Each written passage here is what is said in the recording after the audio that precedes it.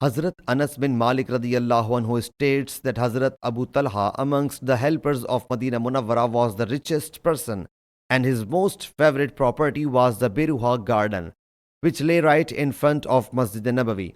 Allah's Apostle sallallahu alaihi wasallam would off and on visit this garden and consume its sweet water.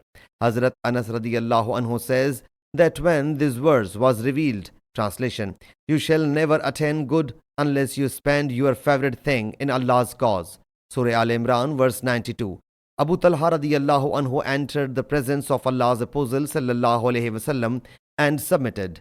O Allah's Apostle sallallahu alaihi wasallam, Allah Jalla Jalaluhu says in his book, you shall never attain good unless you spend your favorite thing. And my most favorite property is Beruha. So it is an object of charity in Allah's way, and I anticipate for acquiring reward for it, and its being a deposit in the hereafter. O Allah's Apostle sallallahu alaihi wasallam, apply it wherever you please. He sallallahu alaihi wasallam said, well, it is extremely rewarding property. It is profitable property. I have heard what you said about it, but I advise you to apportion it among your kinsfolk.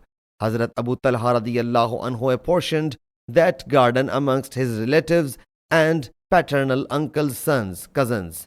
Sahih Muslim Hadees number 2312.